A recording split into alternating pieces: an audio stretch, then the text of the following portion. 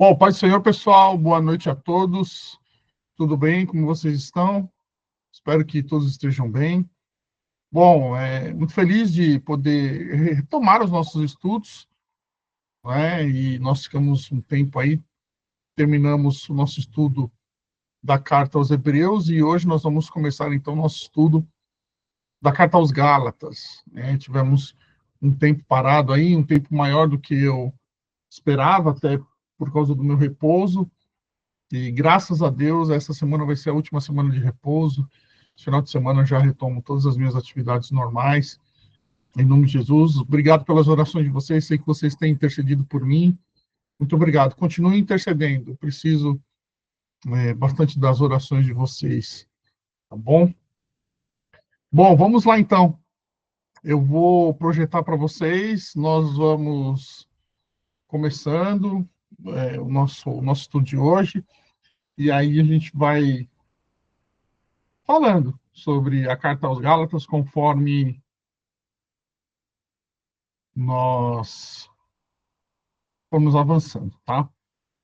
Hoje vai ser uma aula introdutória, mas nem por ser uma aula introdutória, ela não tem que ser uma aula sem conteúdo, muito, muito pelo contrário. Hoje nós vamos discutir muitas coisas, nós vamos ver muitas coisas, aprender muitas coisas sobre a Carta aos Gálatas. Bom, vamos lá então. Eu estou com um arquivo, eu acho que eu vou, inclusive, fazer isso agora para vocês.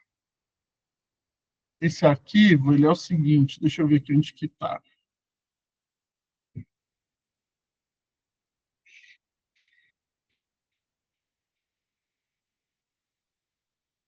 Peraí. Aqui, ó. O que eu fiz, né? Eu peguei a carta aos Gálatas, copiei ela, coloquei ela no Word e todo eu tirei toda a divisão de capítulos e versículos dela.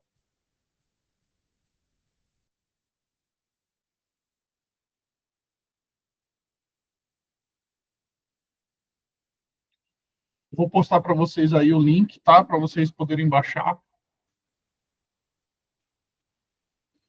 Esse é o link, é do meu drive pessoal, tá? Tá, pessoal? Não tem vírus não, vocês podem ficar tranquilos, podem baixar lá. Porque o que eu fiz? Eu peguei a carta aos Gálatas, coloquei no Word, tirei toda a divisão de capítulos e versículos dela. Como nós estudamos o ano passado, a divisão de capítulos e versículos só foi colocado na Bíblia Sagrada séculos depois da formação do cânon, né? Então, seria interessante se nós, durante essa semana aqui, nós lêssemos a carta inteira, como ela realmente foi escrita, sem a divisão. Porque, assim, a divisão é muito importante para nós, ela nos auxilia muito, principalmente para nós estudarmos a carta de maneira mais sistemática, mas quando ela foi escrita, ela não foi escrita assim. Então, quando nós também nos prendemos à divisão de capítulos e versículos, nós perdemos um pouco do significado do todo, né, do seu conjunto e tal. E aí, tá nesse link aí, vocês podem baixar para vocês lerem. Pessoal, são 6 páginas de Word ali, né, 15 minutos de leitura, vocês leem a carta aos Gálatas inteira. E eu gostaria muito que vocês lessem e depois vocês falassem qual foi a experiência que vocês tiveram, né? Para vocês verem como que o nosso entendimento fica diferente. Eu já fiz isso com outras cartas também. E quando nós pegamos em um arquivo separado, nós lemos ela inteira, o nosso entendimento do todo, ele muda. A gente não fica preso somente a versículos específicos, a trechos específicos, e a nossa compreensão fica diferente, tá? Então façam isso e depois a gente conversa. Bom, vamos lá. A carta aos Gálatas, ela tem uma importância muito grande, como nós vamos ver, assim como todas as cartas dentro do cânon têm, a sua importância, todas são importantes, por isso o Senhor preservou o cano bíblico com essas cartas, né? Mas as cartas elas têm as suas especificidades. Como nós vimos a carta aos Hebreus, é a única carta do Novo Testamento que vai trabalhar o que? O sacerdócio de Cristo. Né? E a carta aos Gálatas também tem a sua especificidade, também tem a sua importância particular, e ela é tão importante que Lutero, o grande reformador, ele fala sobre ela assim: ó, a epístola aos Gálatas é a minha epístola. Diante dela sou como que preso por laços matrimoniais. Ela é a minha Caterine. Caterine era a esposa dele. Né? Lutero gostava tanto da carta aos Gálatas que ele se sentia preso a ela por laços matrimoniais, né? Dada a sua importância. Né? A carta aos Gálatas foi a primeira carta escrita por Paulo. Né? Nós vamos falar um pouquinho mais disso adiante. Bom, o nosso estudo ele vai se basear em três pilares, né? O estudo histórico, o estudo literário e o estudo teológico. No estudo histórico, nós vamos aprender a parte histórica realmente da carta, né? Data, destinatário, quem escreveu, onde escreveu, essas coisas. O estudo literário vai tratar para a gente da estrutura da carta, né? Como o texto foi construído, por que Paulo escreveu daquele jeito, como ele escreveu. E o estudo teológico vai tratar para nós do quê? Da parte teológica, realmente, dos pontos teológicos que nós vamos desenvolvendo conforme formos avançando nesse estudo. Tá? Então, vamos lá. Primeiro, autoria da carta. Paulo. E isso, pessoal, é unânime dentro da teologia. Tá? Durante algum tempo, algumas pessoas questionaram a autoria de Paulo, mas essa tese foi jogada por terra, até porque o próprio apóstolo, ele escreve, né, ele assina a carta. Onde está isso? Está lá em Gálatas 1:1. Ó. Ele começa dizendo assim, ó, Paulo, apóstolo, não da parte de pessoas, nem por meio de homem algum, mas por Jesus Cristo, e por Deus Pai, que o ressuscitou dos mortos. Não é? E claro que Paulo aqui também está construindo o quê? Ele está construindo uma autoridade apostólica. Né? Nós vamos abordar isso também no nosso estudo. Por que Paulo ele constrói essa autoridade apostólica? Não foi, né, por capricho seu, não foi por, por uma questão de ego, não foi. Tem um porquê de Paulo ter construído essa autoridade apostólica na Epístola aos Gálatas. O outro texto está lá em Gálatas 6:11, né, que ele mesmo diz assim, ó, veja com que letras grandes escrevi a vocês do próprio punho. Né? Nós sabemos que Paulo tinha um problema de vista. Então, quando ele escreve, diz assim, ó, vejam com que letras grandes escrevi a vocês, está querendo dizer assim, ó, eu, Paulo, foi quem escreveu a carta. Né? Então, a autoria, hoje, é unânime. Todos dizem que foi Paulo que escreveu a carta. Tá? A datação da carta, a datação é de 48 ou 49 depois de Cristo. Né? Bom, como eu disse, a carta aos Gálatas foi a primeira carta a ser escrita no Novo Testamento. E no Novo Testamento, tá, pessoal? Em relação até aos evangelhos, ela foi a primeira a ser escrita. Né? Não só a primeira carta de Paulo, mas a primeira carta do Novo Testamento a ser escrita. De onde que Paulo escreveu? Paulo escreveu, ele possivelmente estava em Antioquia, Jerusalém, ou a rota entre as duas cidades. Por quê? Porque Paulo escreveu a carta aos Gálatas logo após a sua primeira viagem missionária, que está lá em Atos 13. E a primeira viagem missionária de Paulo foi ali para a região do quê? Da Antioquia, né, Pisídia, ali a própria região dos Gálatas. Né? Então, Paulo escreve a carta, possivelmente em Antioquia, Jerusalém, ou alguma rota, quando ele estava se movendo ali entre as duas cidades. Tá? Vamos lá, autoria. Saulo, né, também chamado Paulo. Aqui vamos lá, tem uma questão bem interessante na Bíblia Sagrada, né? Porque algumas pessoas Deus mudou o nome. Né? Abrão se passou a chamar Abraão, né? Sarai se chamou a passar Sara, Jacó se chamou a passar Israel. E o próprio Senhor se revelou para estas pessoas e ele mudou o nome destas pessoas, né? As pessoas, quando leem a Bíblia Sagrada e vejam Saulo, também chamado Paulo, pensam que Deus também mudou o nome de Paulo. E não, tá, pessoal? Vocês vão ver bem que ele é também chamado de Paulo. Por quê? Porque Saulo é o seu nome hebraico e Paulo é o seu nome grego, tá? Então, o Senhor ele não mudou o nome de Paulo. Paulo era conhecido como Saulo, né? Saulo de Tarso, ou também era conhecido como Paulo, né? Saulo, seu nome hebraico, e Paulo, seu nome grego. Isso é pergunta de prova, hein? Legal isso, né? Vamos lá. Paulo era um judeu fariseu.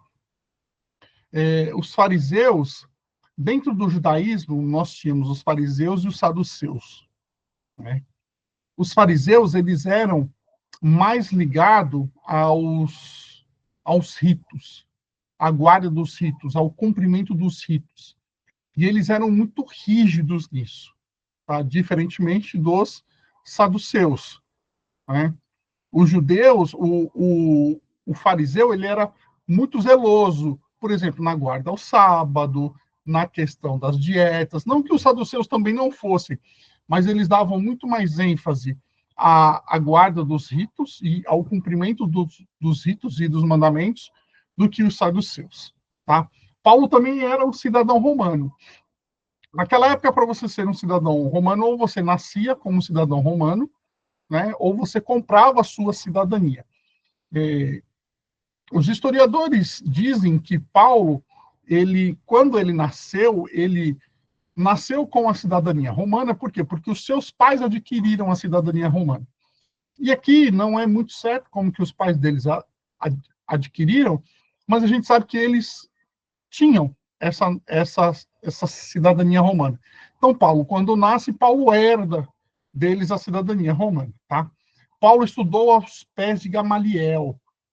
Gamaliel era o principal doutor da lei da época, um fariseu também, e principal doutor da lei da época. Era como se Paulo tivesse estudado teologia com o maior teólogo da época na melhor faculdade da época.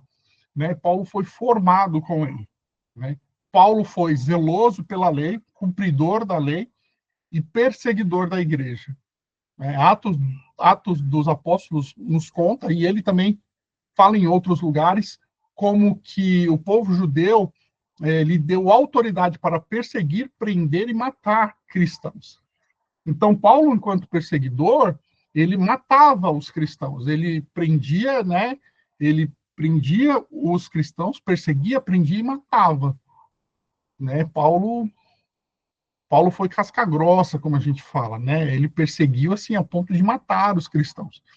Inclusive, um dos relatos que nós temos, o primeiro mártir, que foi Estevão, né, em Atos dos Apóstolos, a Bíblia diz assim que as pessoas que apedrejaram Estevão pegaram as suas capas, as suas roupas e deixaram aos cuidados de Paulo, que consentiu na morte de Estevão. Né? A gente já tem um relato ali do que Paulo fazia. Bom, Paulo converteu-se ao ter o encontro com Cristo na estrada para Damasco. Provavelmente em 33, ano 33 depois de Cristo, ou ano 33 já da nossa era, né? Ele recebeu a revelação do Evangelho diretamente do Senhor Jesus. Pessoal, isso aqui é importante a gente falar, tá? Porque uma das condições para ser considerado um apóstolo era de que deveria ter tido um contato ou deveria ter visto Cristo em vida. Paulo, em vida, sim, enquanto homem, né? Paulo, ele não teve esse contato com Cristo, mas Paulo, depois de ter o seu encontro com Cristo na estrada para Damasco, ele teve uma revelação do Senhor. Tá? Nós vamos ver essas coisas com mais detalhe enquanto nós vamos estudar principalmente o capítulo 1 da carta aos Gálatas, semana que vem, como que foi essa revelação que Paulo teve, onde ele estava, né? Mas ele mesmo diz assim, ó, o evangelho que eu recebi, eu não recebi dos homens, eu recebi diretamente de Jesus. Então, Jesus apareceu para ele, né? E Jesus entregou para ele esse evangelho, o Senhor ensinou a Paulo. E por isso Paulo é considerado um apóstolo, por isso ele tem a sua autoridade apostólica aceita pela igreja, tá? E Paulo foi martirizado em Roma aí em 64 ou 67, tá? Depois de Cristo. Então você vê aí que Paulo, o seu apostolado aí, né, a sua vida cristã, ela teve aí 31, talvez 34 anos, né? Os homens, eles naquela época, alguns viviam muito, né? João viveu muito. Dizem que João passou dos 90 anos, chegou perto dos 100 anos, né?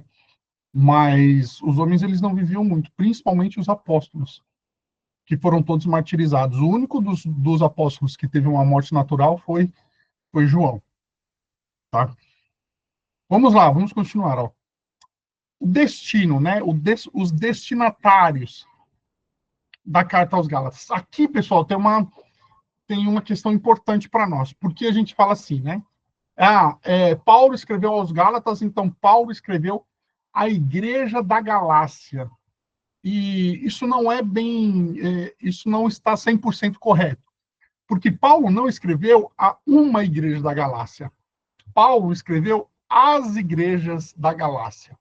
Só que a Galácia, naquela época, ela era muito extensa. Então, dentro da teologia, nós temos duas teorias para quem Paulo escreveu. Se foi para as igrejas ao sul da Galácia ou as igrejas ao norte da Galácia, tá? O termo Galácia aqui, ele poderia ser usado no primeiro século tanto no sentido étnico quanto no provincial, tá? O que isso quer dizer? Tanto no sentido geográfico, tanto no étnico, para dizer as pessoas que habitam na região da Galácia, tá? Ou então o geográfico da região, certo? No sentido étnico, o termo Galácia poderia ser usado para descrever a área habitada pelos gauleses ou celtas, que invadiram o norte da Ásia Central a partir da Europa Central em 278 a.C., e eram da mesma origem étnica dos celtas da França e da Grã-Bretanha. Então a gente já vê aqui que a região da Galácia não era habitada por quê? Por judeus, certo? Se Paulo pretendeu esse sentido em seu discurso, ele estava escrevendo nas igrejas ao norte da Galácia, possivelmente para cidades como Ankara, Pessino e Távio. A teoria de que Paulo dirigiu as suas cartas às igrejas dessa cidade do norte é chamada de teoria do norte da Galácia.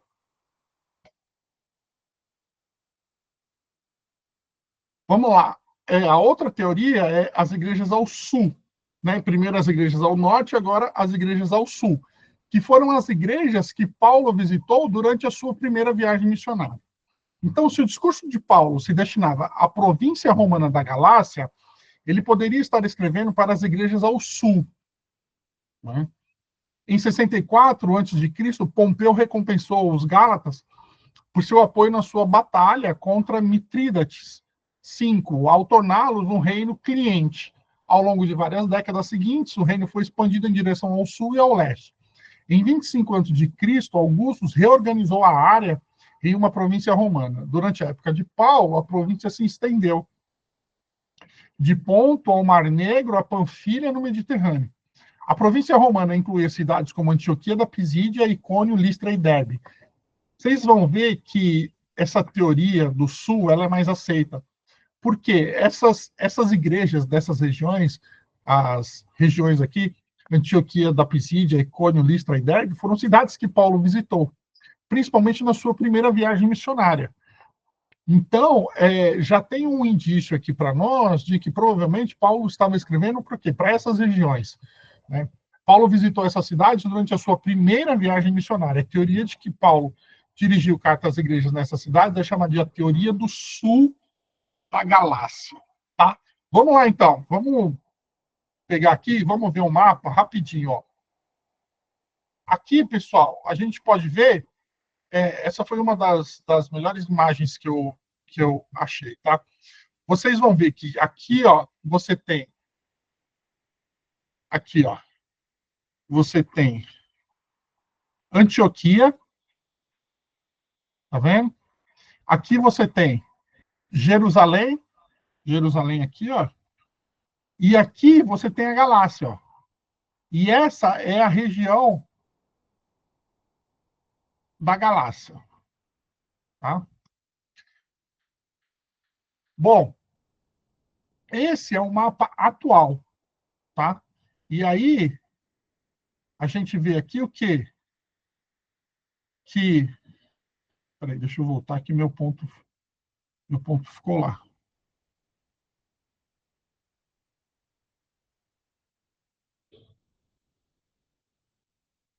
Então aqui, ó, a gente vê que a região da Galácia hoje é mais ou menos ali, ó, na Turquia. Aqui vocês vão ver, aqui, ó, é a Itália, aqui a Grécia, ó, Atenas, tá vendo? Aqui, ó, Esmirna, as igrejas, as 7 igrejas do Apocalipse, elas estão mais ou menos reunidas nessa região aqui, tá? Aqui, ó, tem Chipre, a Síria, e aqui está Israel, ó, aqui embaixo. Então, quando Paulo faz a sua viagem missionária, ele visita essa região aqui, e aí ele escreve, então, para as igrejas dessa região. Né? E aí nós temos a teoria das igrejas, a teoria do norte e a teoria do sul. Né? A teoria do norte vai englobar essas igrejas aqui, ó, Pessino, Ankara e Távio, ou essas regiões. Tá? Não são igrejas, né? Eu fico falando igrejas porque a gente acaba pegando esse costume, mas não são. São regiões. Então, aqui, ó, Pessino, Ankara e Távio são regiões que faziam parte da província da Galácia. Então, a teoria do norte vai dizer para nós que Paulo escreveu para essas igrejas. Já no sul, aqui embaixo, a gente tem Antioquia da Pisídia, Listra, Derbe e Icônio, que foram as cidades visitadas por Paulo. Então, a teoria do sul é a que ganha mais adeptos hoje, quase ninguém defende a teoria do norte, né, por conta dessas igrejas que Paulo visitou durante a sua viagem missionária. Tá? Aqui nós temos bem marcado e bem definido, ó, a teoria do norte e a teoria do sul. Tá? Então, no nosso estudo, nós vamos supor o quê? Nós vamos adotar a teoria do sul, de que Paulo escreveu para essas igrejas de Antioquia, Icônio, Listra e Derbe. Tá, pessoal? Bom, o versículo-chave da Epístola aos Gálatas, ou os versículos, né? Capítulo 3, de 10 a 14, que vai nos dizer assim: pois todos os que são das obras da lei estão debaixo da maldição, porque está escrito: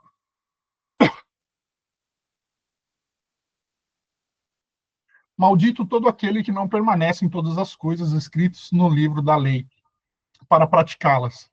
E é evidente que pela lei ninguém é justificado diante de Deus, porque o justo viverá pela fé. Ora, a lei não procede da fé, mas aquele que observa os seus preceitos, por eles viverá.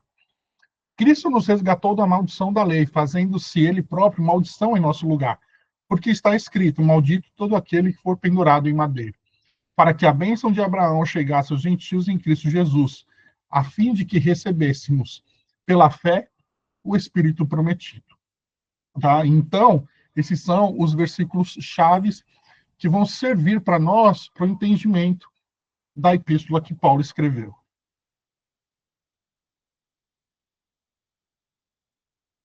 Vamos lá. Agora, nós vamos entrar aqui rapidamente no estudo literário. Tá?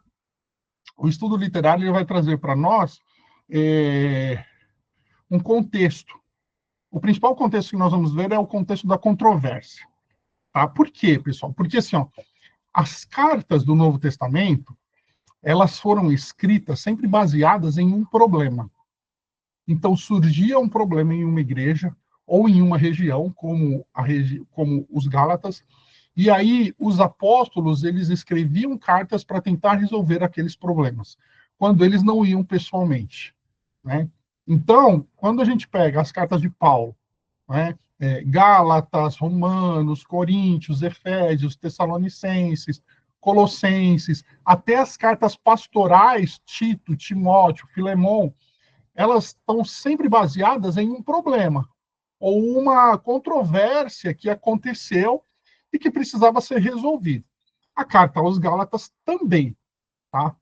Muitos dos cristãos do primeiro século eram judeus convertidos, que continuaram frequentando a sinagoga e vivendo segundo os moldes judaicos, como frequentando a sinagoga, o templo de Jerusalém, oferecendo holocaustos, observando os rituais e tabus dietéticos da legislação mosaica e mantendo-se socialmente distantes dos gentios. Com a conversão dos gentios, a igreja se viu forçada a enfrentar diversas questões importantes. Então vamos lá, vamos entender o que acontecia naquela época. Naquela época acontecia assim, ó, o povo judeu não se misturava com outro povo. Né? Por quê? Porque a lei de Moisés dizia que eles não deveriam se misturar com outros povos, principalmente à mesa para partilhar de uma refeição. E aí eles tinham toda uma dieta lá que eles tinham que seguir, alimentos que eles não poderiam comer porque eram considerados impuros, eles não poderiam se sentar à mesa com gentios porque os gentios eram considerados impuros. Quando o cristianismo chega, o cristianismo não faz mais a divisão entre judeus e gentios. Na igreja agora, no cristianismo, judeus e gentios, eles são o quê? Eles são um povo só. Só que tem um problema com isso, muito grande. Por quê? Porque os judeus que se converteram, eles ainda estavam presos o quê? À lei mosaica. Eles ainda estavam presos a muitas coisas que a lei dizia que deveria ser cumprida como parte de justificação. Quando eles chegam na igreja e eles se convertem ao cristianismo, e eles encontram gentios que não eram judeus, que também se converteram, né? Os gentios, eles não seguiam os mandamentos, eles não seguiam a lei mosaica, eles não seguiam os ritos, né? Eles não faziam sacrifícios, eles não tinham dieta, né? Eles comiam todos os alimentos e tal.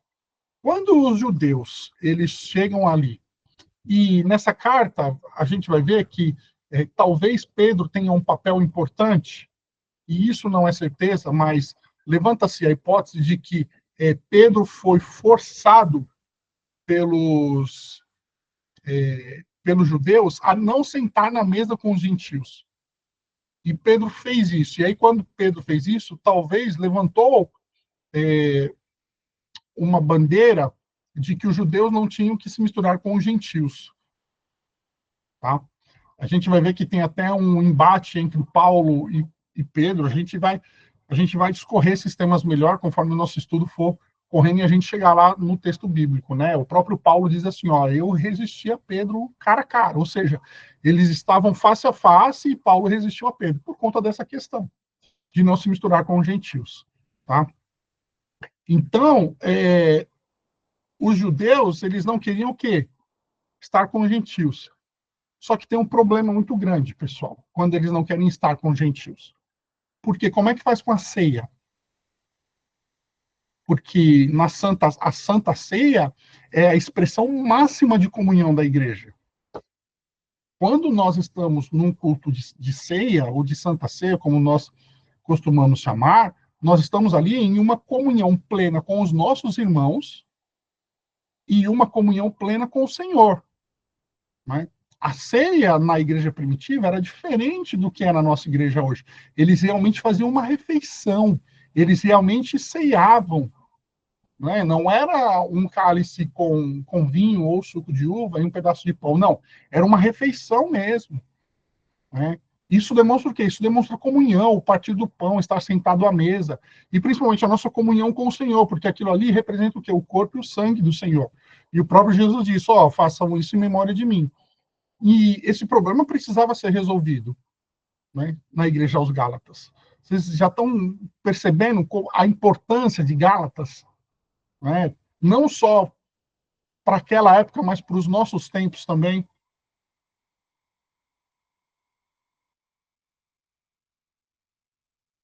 E aí aconteceu o seguinte: quando esse contexto surge, surge também na igreja judaizantes ou falsos mestres, né? Paulo chama eles de falsos mestres ou chama de judaizantes. Por quê? Né? Os judaizantes queriam a todo custo converter os gentios a uma versão do evangelho obediente à lei. Então, o que, que eles queriam fazer? Principalmente, né?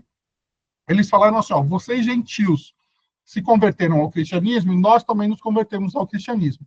Mas vocês são impuros para nós, né? Então, o que, que vocês têm que fazer? Vocês têm que se circuncidar. Se vocês se circuncidarem, nós os aceitaremos, porque vocês deixarão de ser impuros. E aí nós estaremos juntos no partir do pão, nas refeições e na comunhão. Tá? Para os judaizantes, o problema principal estava na pregação de Paulo sobre a vinda do Messias, em que afirmava ser a crença em Jesus tudo o que precisava para alguém se tornar membro do povo de Deus. Porque aqui já tem um indício do porquê Paulo precisou estabelecer sua autoridade apostólica. Porque quando eles começam a questionar, então, os judeus serem impuros e eles não se misturarem com os judeus, eles dizem assim: é por causa da pregação de Paulo. Porque quando Paulo prega a volta do Messias, Paulo está dizendo que para que as pessoas precisam ser povo de Deus, elas precisam apenas crer. Porque Paulo estava pregando o evangelho de Cristo. E os judeus diziam assim: não, para ser povo de Cristo, para ser o povo de Deus, você não precisa somente crer, você tem que cumprir a lei. Vocês estão entendendo a tensão que tinha ali nas igrejas daquela região? Portanto, a circuncisão e a manutenção de outros aspectos da lei não seriam necessários aos gentios. Então, segundo a pregação de Paulo, os gentios não precisavam se circuncidar, os gentios não precisavam fazer os holocaustos, os gentios não precisavam guardar a sua dieta, ou seja, se abster de alimentos que eram considerados impuros, porque bastava ele crer em Jesus Cristo para ele ser povo de Deus. E os judaizantes, os falsos mestres que se infiltraram nas igrejas daquela região, diziam o contrário. Não, olha, o evangelho de vocês também tem que ser obediente à lei, principalmente na circuncisão. Tá? Então, nós vamos ver depois que todos esses temas eles são levantados, eles são debatidos por Paulo. Né? Paulo debate, Paulo confronta essas coisas. Então, primeiro, né, eles já questionaram a pregação de Paulo. Eles questionam o apostolado de Paulo. E eles dizem que o quê? Que os gentios convertidos também devem guardar alguns aspectos da lei para não serem considerados impuros e terem comunhão com eles. Olha o problema instaurado, pessoal. Isso porque falsos mestres entraram nas igrejas ali daquela região. Tá? O objetivo dos judaizantes, eles então impuseram algumas coisas. Tá? A separação entre os judeus convertidos e os gentios convertidos era mais presente na questão do partilhamento das refeições. Os judeus convertidos não queriam comer com os gentios, nem comer alguma coisa que fosse preparada pelos gentios. Porque como que acontecia naquela época? Hoje tem o culto de ceia. Então eu, Anderson, preparava um prato, preparava uma comida e levava para a igreja. Cada um de vocês, na sua casa, preparava um prato, uma comida e levava para a igreja. E aí lá nós nos confraternizávamos em comunhão, comendo todas as coisas. Os judeus não queriam estar com os gentios e nem comer nada que os gentios queriam comer. Pessoal, aqui quando eu falar judeus, são os judeus convertidos, tá bom? Dentro do contexto todo. Tá? Por quê? Porque os gentios e a comida eram impuros para os judeus. A solução imposta era de que os gentios convertidos deveriam ser circuncidados e também deveriam cumprir o quê? Os preceitos da lei. Então, o que os falsos mestres fizeram?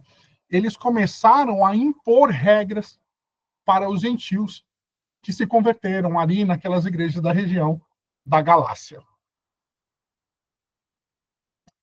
Bom, eles diziam assim, ó, deveriam os cristãos gentios ser obrigados a submeter-se à circuncisão e praticar o modo judaico de vida? Tá? Essas foram questões que foram levantadas e que Paulo vai debater.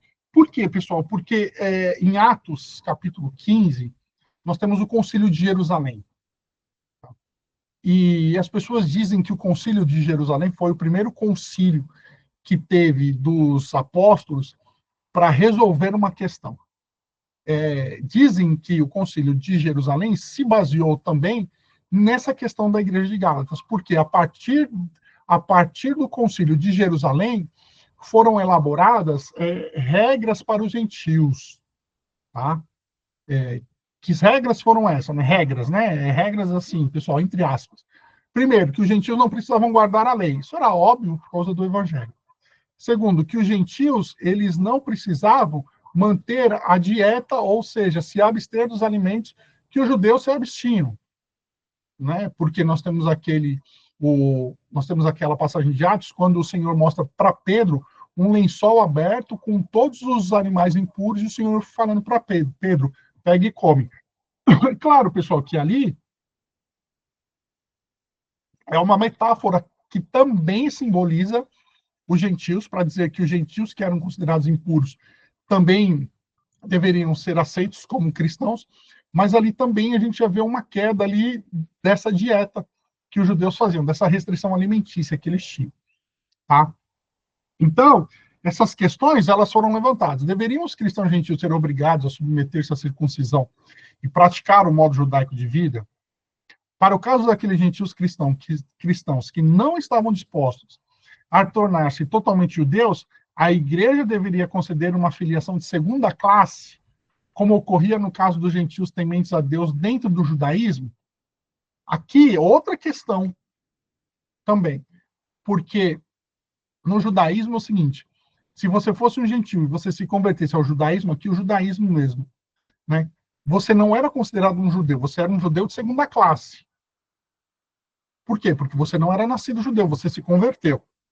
Então, vocês estão vendo como eles começam a colocar hierarquias ali?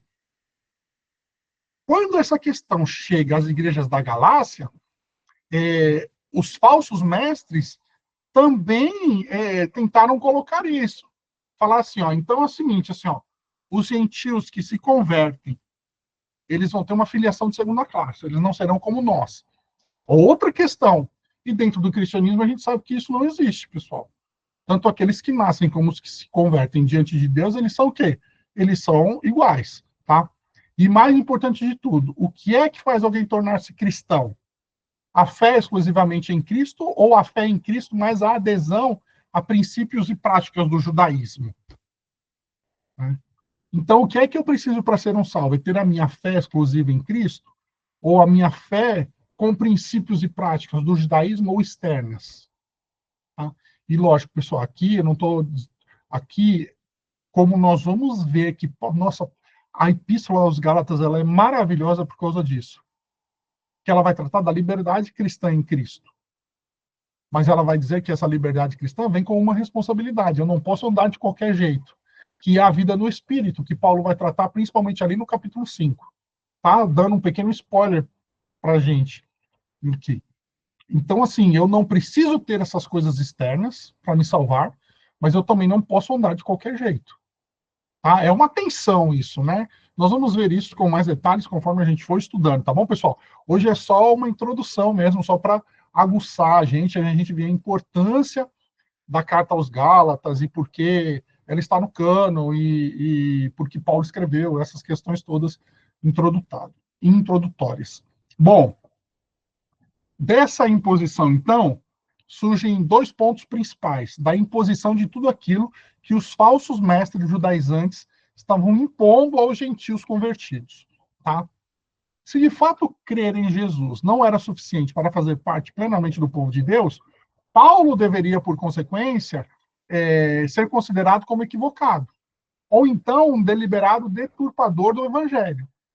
Seria ele um verdadeiro judeu fiel à sua herança ancestral? Na verdade, Paulo afirma ser um apóstolo, mas de onde retirava a sua autoridade? Ela não lhe fora concedida por nenhuma instituição humana. O apóstolo não possuía qualquer base sólida para sua pregação. Ele não era, portanto, digno de confiança. Aqui está o ponto principal do porquê que Paulo constitui a sua autoridade apostólica. Por que Paulo diz assim, não, eu sou um apóstolo de Cristo? Né? A carta aos Gálatas, ela tem uma peculiaridade maravilhosa, porque assim, todas as cartas de Paulo, geralmente Paulo começa dizendo assim, ó, eu louvo a Deus pela fé de vocês, ou eu agradeço a Deus pela vida de vocês e tal. Paulo sempre começa as suas cartas, assinando as cartas e trazendo essa saudação. A carta aos Gálatas não tem isso. Paulo já entra no assunto direto. Nossa, até tremeu aqui, misericórdia. Paulo entra no assunto direto e ele já entra dizendo assim, ó, Paulo o apóstolo. Já para não deixar dúvida da sua autoridade. Nós vamos ver isso melhor semana que vem, quando nós entrarmos no capítulo 1. Tá? O segundo ponto é o seguinte, o segundo ponto levantado pela oposição afirma que se as pessoas não observassem a lei, como poderiam constituir vidas que fossem consistentes com a qualidade de comportamento moral exigido por ela? Certamente as pessoas que rejeitassem a lei também rejeitariam suas demandas morais. Então, o que eles estavam querendo dizer? Eles dizem assim, olha, a moral vem por causa da lei. A lei é que vai dizer para nós o que é moral, o que é imoral, o que a gente deve fazer, o que a gente não deve fazer. Se você não guarda a lei, como que você vai ter moral? Só que nós precisamos entender que o quê? Que a moral, ela não vem da lei. Ela é interior, ela não é exterior. Por isso que Gálatas também tem uma ética, tem uma moral muito forte, que nós também vamos abordar. Tá? Então, surgem todas essas questões a partir dessa controvérsia que os judaizantes, os falsos mestres, trazem ali para aquelas igrejas. Tá? Como que Paulo tenta responder isso? E como que ele tenta, não, como que ele responde isso? Aqui eu trouxe um resumo. Tá? Paulo contesta o estabelecimento dessa imposição de que os gentios convertidos deveriam cumprir a lei para serem considerados povo de Deus. Ele reafirma que os gentios não precisam seguir os costumes judaicos. Quer dizer, cumprir a lei que prescreve as marcas definidoras para ser justo diante de Deus. Porque a justiça não vem da lei, pessoal. Bom, isso é claro para nós hoje, né? Dizer para nós hoje que a justiça, ser justificado diante de Deus, não vem da lei, vem pela fé em Cristo, é muito fácil para nós hoje por conta de todo o contexto que nós temos hoje. Para eles, na época, era um problema muito sério, principalmente dos judeus que se converteram. Tá? Então, para ser justo diante de Deus, mas simplesmente acreditar em Jesus. Paulo conduz a sua argumentação por um meio teológico. Aí Paulo vai construir uma teologia.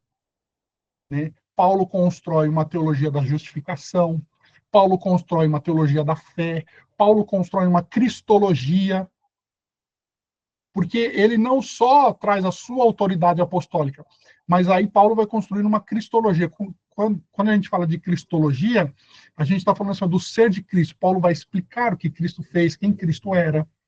Ele vai dizer o que era justificação. Ele vai falar de vida no Espírito.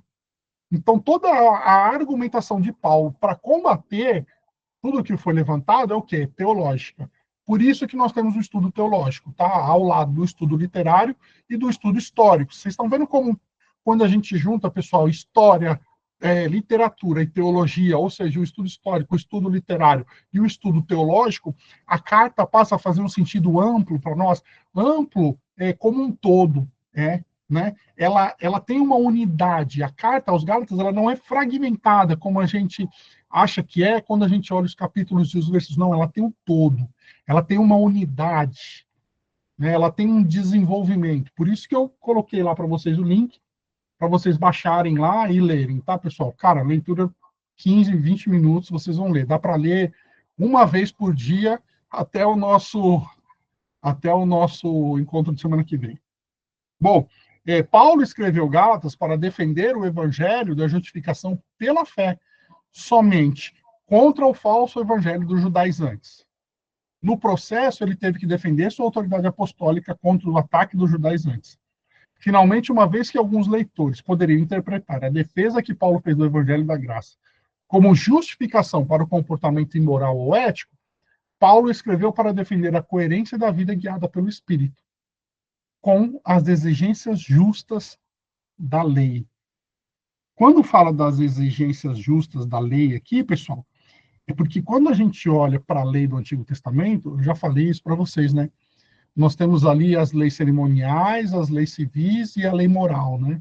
As leis cerimoniais apontavam para Cristo, os rituais, os holocaustos apontavam para Cristo, se cumpriu em Cristo, as leis civis para que o povo se constituísse, e a lei moral que permanece no coração do homem, a lei que Deus pôs no coração do homem quando Deus fez o homem, tá? Então aqui é isso que Paulo está falando, né? Porque andar no Espírito, pessoal, exige de nós uma vida correta, tá? Como nós vamos ver. Bom, vamos lá. Estudo teológico. Os principais temas teológicos, tá?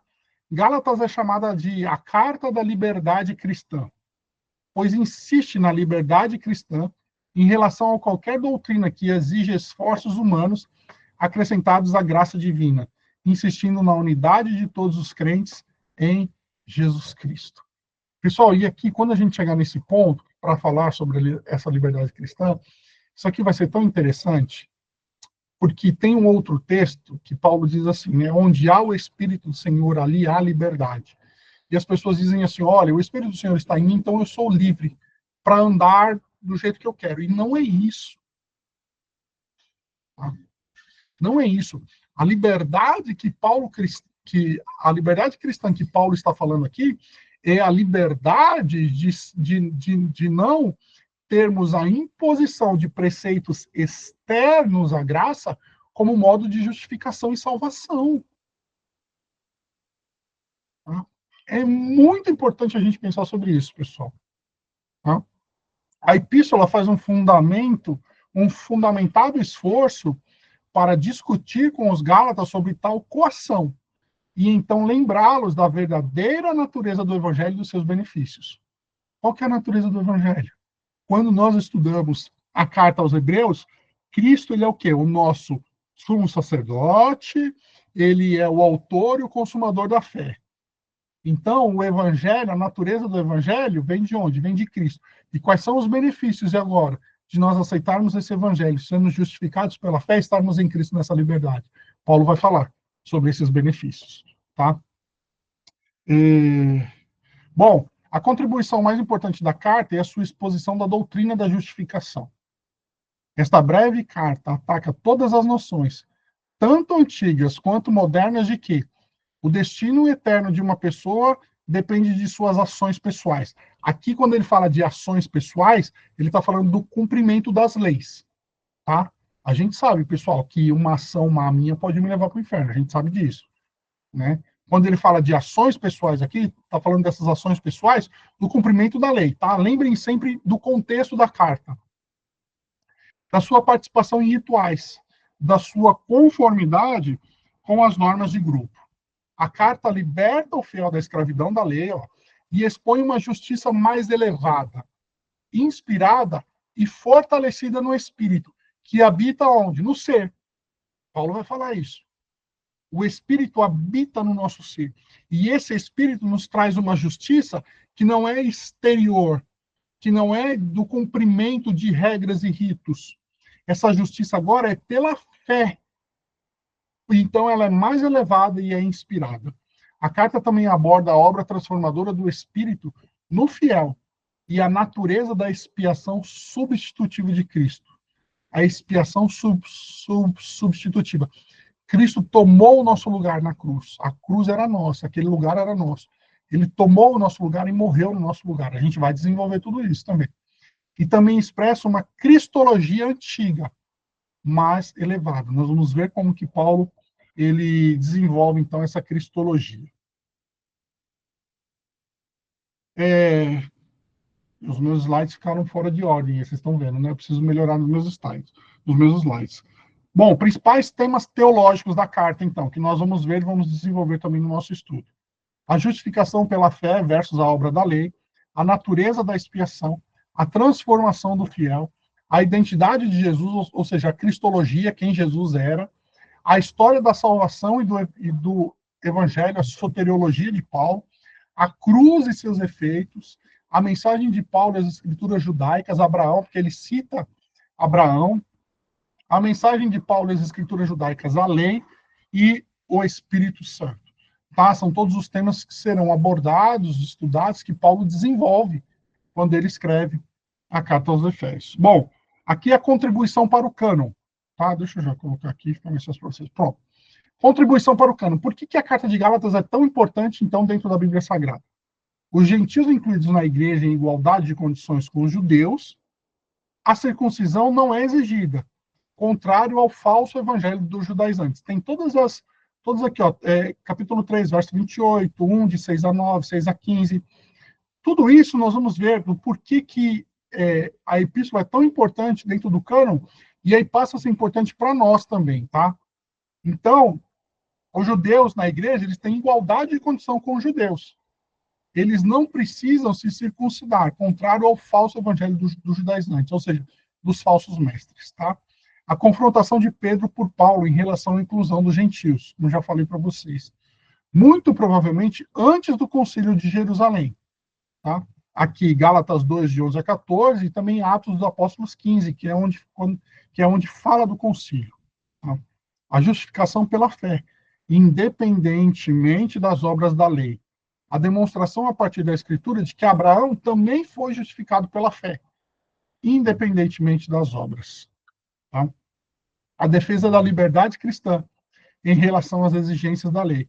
E o ensino sobre a vida no Espírito e o fruto do Espírito.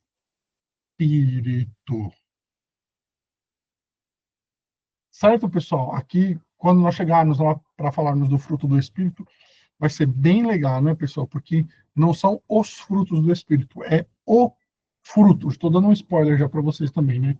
É o fruto do Espírito, tá? Bom, deixa eu